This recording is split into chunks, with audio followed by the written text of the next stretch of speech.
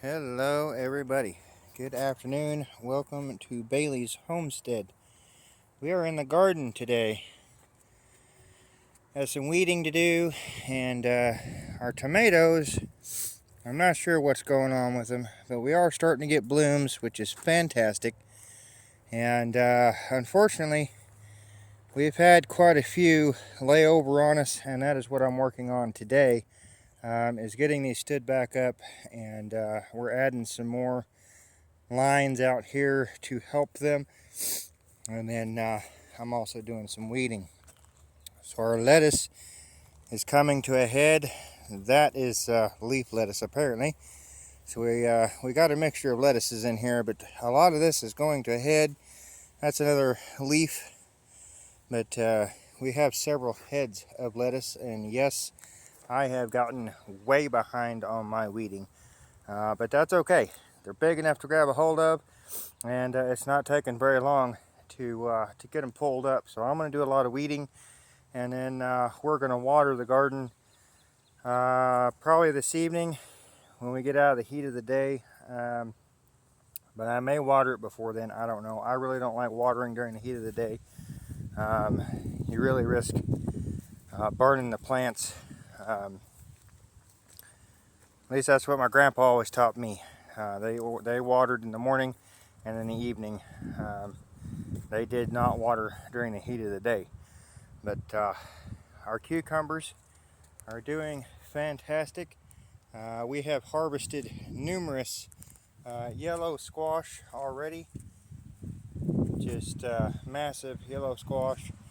The cucumbers are doing fantastic. We have harvested a lot of those already. The beans are starting to take off here for us, so that's awesome. I need to get them weeded really bad. These cucumbers, I'm still trying to train them, but we have several on here that are growing. They're the long ones you use for salad. That one's really long, but it's just not very big around yet. And we have a few more on there. Our zucchini is doing good as well. Horse got a hold of this one. Unfortunately, I didn't know they'd be able to reach it, but they most definitely did. They smashed the fence down enough to reach over here. But we have corn coming on. Some of them have two, while others just have one, and then we have select few in here that don't have any. But if you've ever wondered, this is what it looks like when corn is starting. You have your leaf here, and then you have your start of corn there. That will eventually have tassels coming off of it, like you see on this one. Now these here are what pollinates and gives you your corn cob. So see right there, we have one started right there already. But this one has two.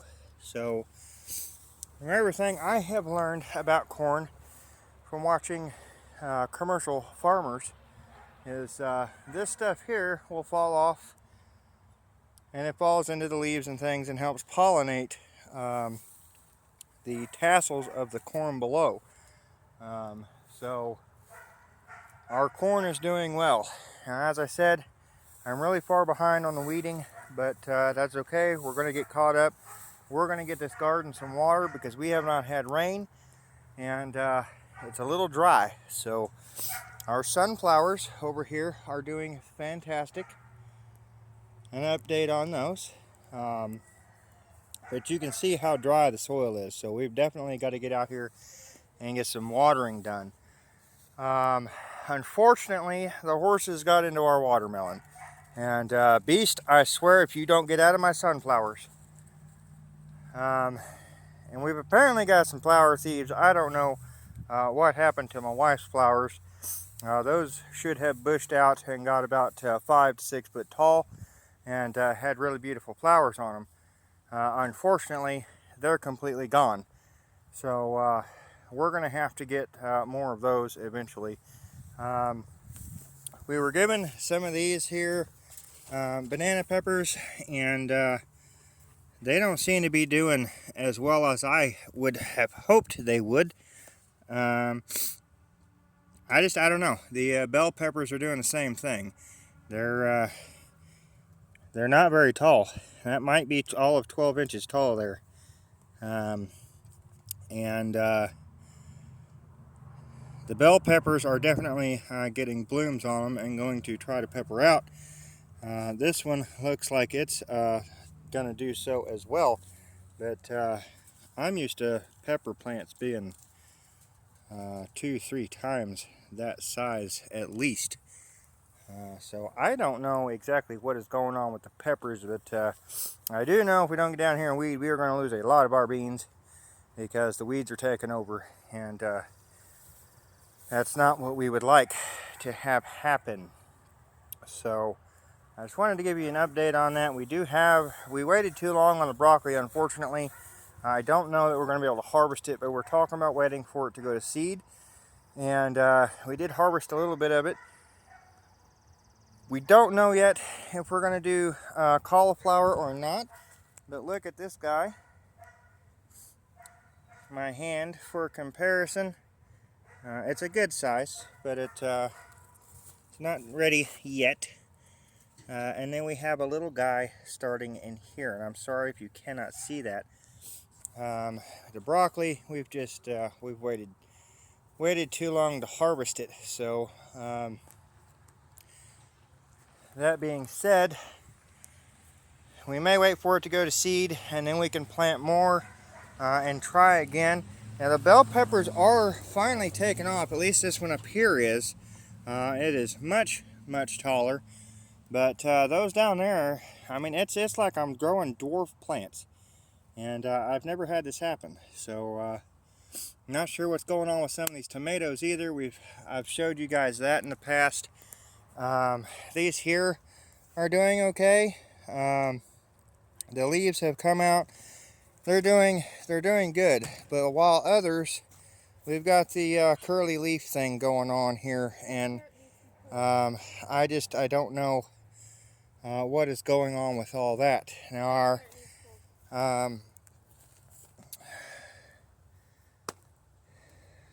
forgot what I've even got planted here now because I got somebody talking in my ear. Those are doing well. That is our okra plants. I've got one that's leaning over. I'm gonna bring some dirt up around that and get it stood back up straight. I may actually bring down. We've got an extra tomato cage. I may put that around that and stand that up. Again, I showed you the lettuce. We've got carrots that are. I really want to pull them and see what we've got underneath there.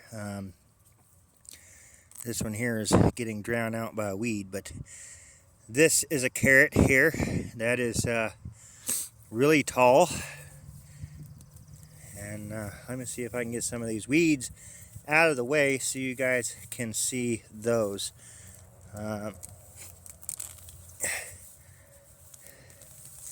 We do have a few carrots in here. When I transplanted everything, they just really didn't, some of them just did not survive. And I've never had luck with carrots, but even as dry as this is, you can see how easy these weeds are coming out. I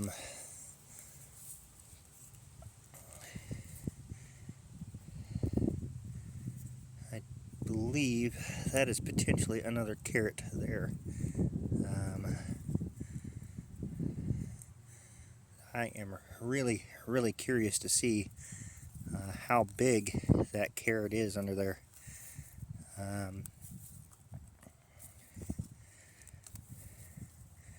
Let me get this cleared out of here so you guys can actually see what I'm talking about. So that is a carrot, and that is, let me get that over there so you can see. Good comparison there. And we have several through here. They're just ones that I transplanted, tried to save. Wasn't too concerned about it. yeah, we're going to see how carrots do here, because we've never had good luck with those. But I'm assuming that lunch is done since she came down here. And I think she's wanting me to pull a carrot. That's why I got distracted when we were talking about the okra down there. So let's see what we got here. We have a little carrot poking out right here. So as big as the stem is on this guy, that's not a very big carrot. So I'm really wondering how, see if we can cover that one back up. Let's see if this one is ready. Let's see how big this one is. Let's see if we can uncover it here.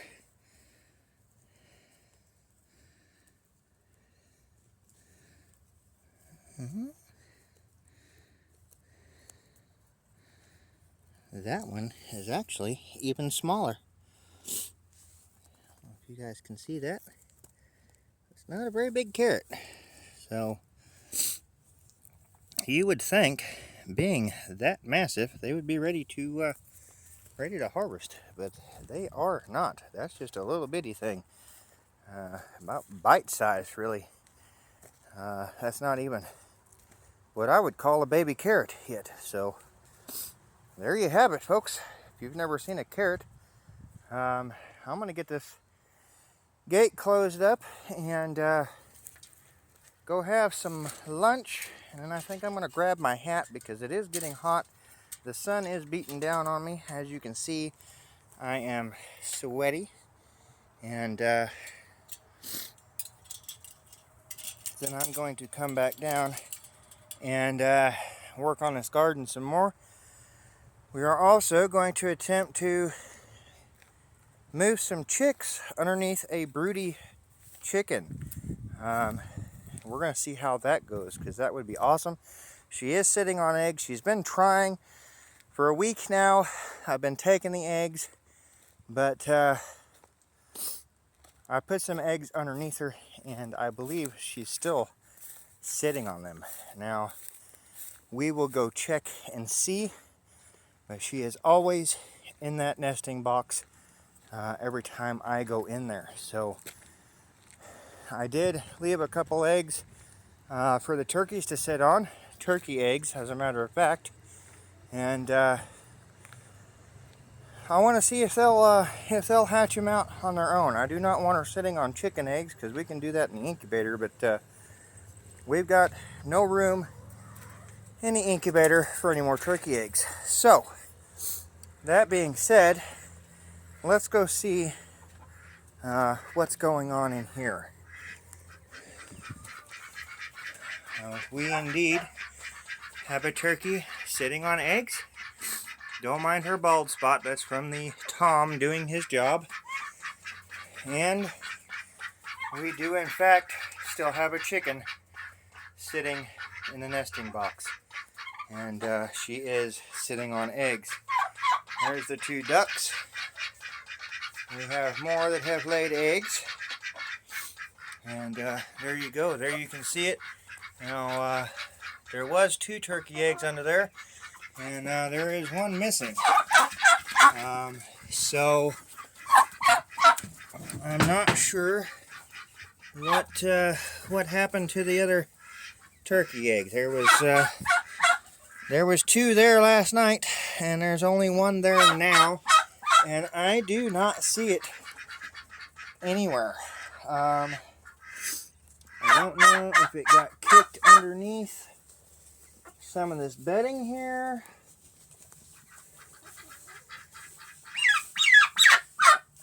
I'm not finding it. Not finding it.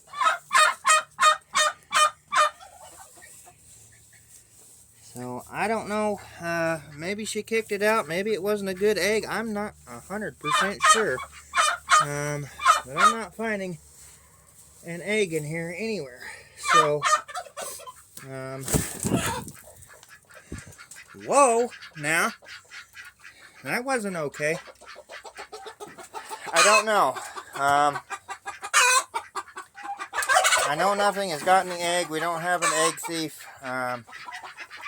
We come in here, we collect a lot of eggs. As you can see, our eggs come out pretty clean for the most part. We get a few dirty ones now and then, but she could have stepped on another turkey egg and broke it too by accident. They are big birds, and it's hard for them to step sometimes, so they don't really pay attention to what's underneath them. But we do have two very good turkey hens. They went broody before. If you go back in previous videos, they were sitting on 34, 35 chicken eggs. So none of their eggs turned out to be fertile because they were broody. So the Tom was not able to do his job because we tried hatching their eggs, and it did not work. So now we are able to hatch them out, but unfortunately the one that we did hatch, I showed you guys, did not make it. I don't know what happened. It was fine. Woke up the next day and it wasn't fine. So not real sure what happened in there, but that is why we're not putting new chicks in there. With those guys, they are too big to be putting day-old chicks in there with.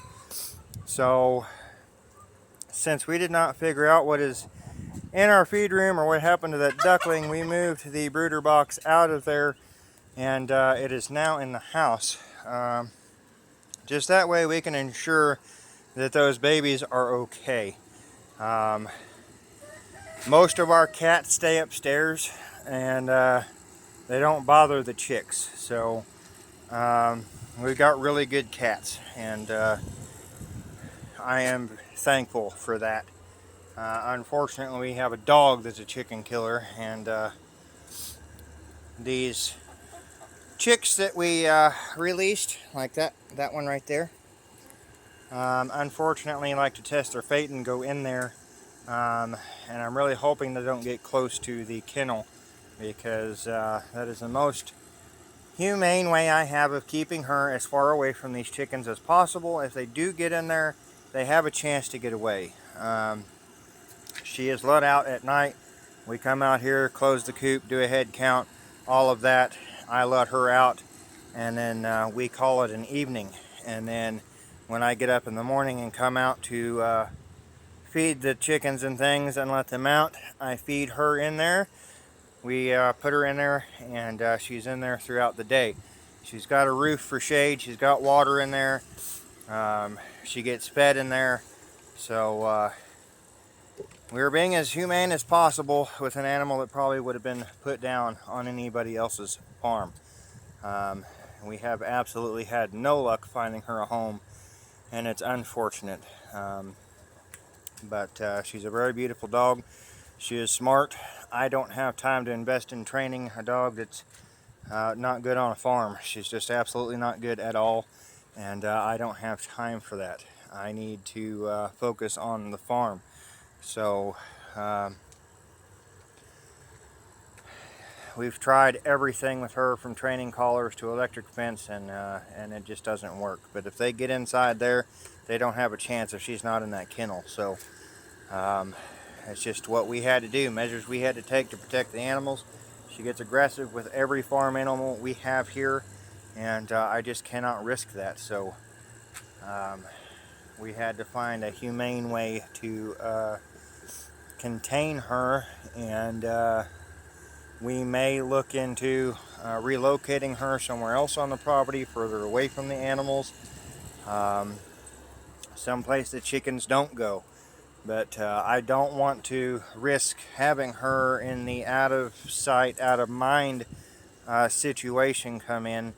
Not saying that that would happen, but I don't want to take that chance either, because I would have to move her really far to the other end of the property where I've been clearing, and get her away from the birds that way, because they really don't go over there a whole lot. And like I said, relying on the kids to water them and things like that. Um, they struggle with what we have as it is. That's why I have everything set up the way it is, so everything is in sight. There's no way for anybody to be forgotten about, and it's less that I have to worry about if the kids didn't do their chores right. Um, I don't want to say that it's lazy by any means. It's just I don't want to take any chances, especially if we were to have a farm sitter and we have an animal that's really far from everybody else. It would be easy to forget that that animal is there and take care of everything else. So I don't want to risk that. But we've got to figure out something to get her away from the birds and make them safer, because it's just it's sad, really. She should not have turned out that way, and we have done everything we can to try to stop her from doing it and prevent that. But other than that, we don't have predator problems. We're going to get the chicken tractor ready to go, and we are going to try to move that hen into the chicken tractor and then move some chicks underneath her and see what kind of luck we have with natural born chicks. We did try this before.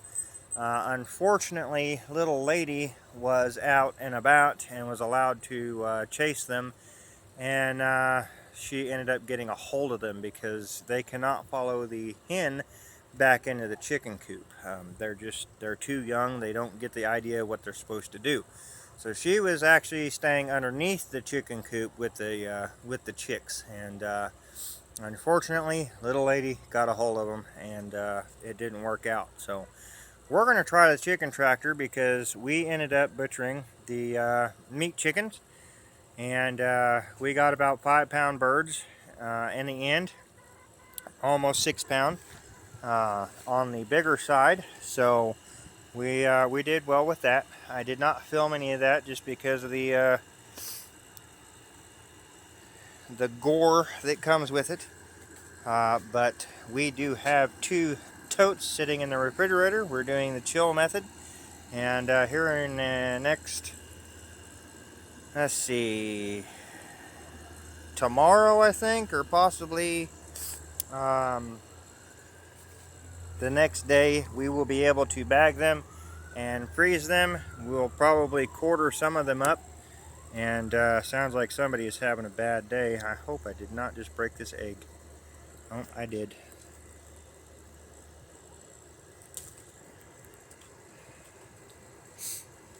And yes, I feed them broken eggs, and they don't eat their eggs.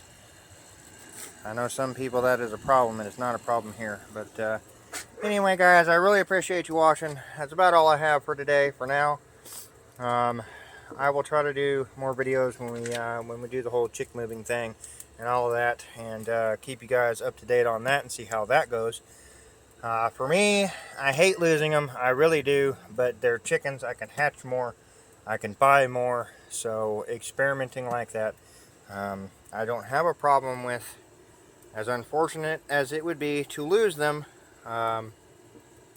it's just not that big of a deal because chickens are plentiful. There's more than enough out there. Whether I hatch them, buy them, doesn't matter.